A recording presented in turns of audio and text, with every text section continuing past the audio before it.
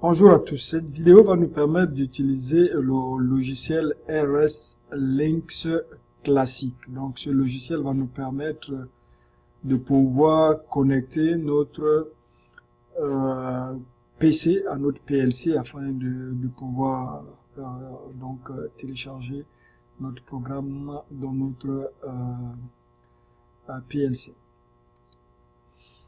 Donc si je vais dans recherche RS Links classique,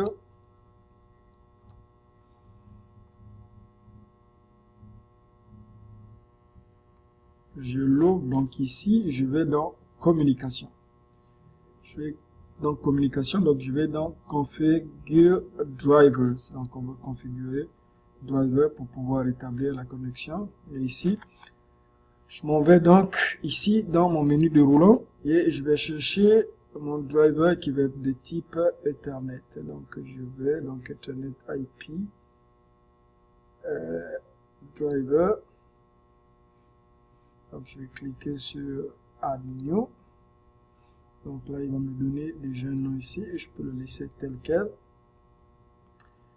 Je clique sur OK. Ensuite, donc, il va me demander d'aller chercher quel driver, mais je vais aller chercher le deuxième ici. Je vais cliquer sur Appliquer, sur OK. Puis là, je vais cliquer sur Close. Donc, si je vais dans le menu, dans mon driver ici, je clique sur le bouton plus. Et là, donc, je regarde ici.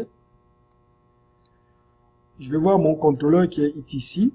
Donc ça montre qu'il est connecté, donc j'ai mon contrôleur qui est ici, connecté, et également je vois que je suis également connecté à mon HMI ici.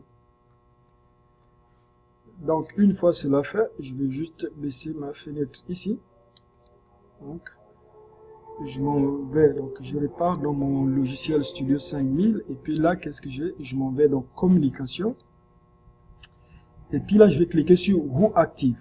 Donc lui, ce qu'il va faire, c'est qu'il va aller me chercher tous les périphériques qui sont branchés sur mon réseau en ce moment-là. Donc je vais cliquer dessus. Et là, vous voyez, je vais voir mon driver ici. Donc je vais cliquer dessus.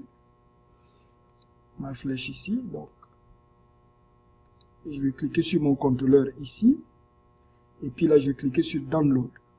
Donc là, ce que ça va faire, c'est que ça va me permettre donc de downloader mon programme dans mon PLC. Et si vous regardez ici, vous voyez, je viens, donc le bouton Remote Run vient d'être activé. Donc je suis au jaune partout ici. Ça veut dire que ma connexion est bien établie là. Donc je vais cliquer sur Download.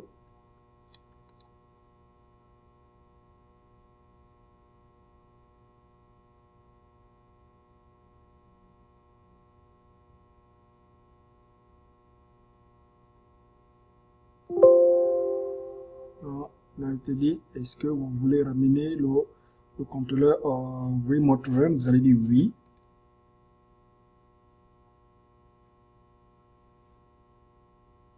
Et là, vous êtes connecté et prêt à tester votre programme. Donc, comment tester notre programme pour voir si notre démarreur de moteur fonctionne très bien? Donc, on va juste faire une démonstration et puis vous allez regarder également comment ma sortie ici va se comporter et puis mon contact de maintien ici. Donc, quand je vais appuyer sur le bouton vert juste sur mon panneau en arrière ici, on va avoir cette bobine donc qui va être activée. Donc, la lumière verte va s'allumer.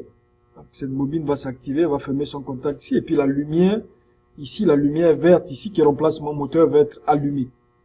Donc elle va rester allumée tant aussi longtemps que je n'aurai pas appuyé sur le bouton poussoir ici, qui est simulé par mon bouton rouge ici. Donc mon bouton arrêt de moteur. Donc juste une petite démonstration. Si j'appuie sur le bouton vert ici, pour le start, donc j'ai ma lumière verte qui est allumée. Et si j'appuie sur le bouton rouge ici, pour le stop, mais j'ai ma lumière verte qui est éteinte. Donc si je recommence, J'appuie sur mon bouton vert. J'ai la lumière verte qui est allumée. Et si vous regardez ici, donc vous avez bien la bobine qui est activée. Donc on voit bien que le moteur est en marche. Mais si je l'éteins, donc, la lumière verte est éteinte. Mais vous voyez, je viens d'éteindre ma lumière ici. Donc de désactiver ma bobine ici. Donc ceci met un terme à cette vidéo. Merci.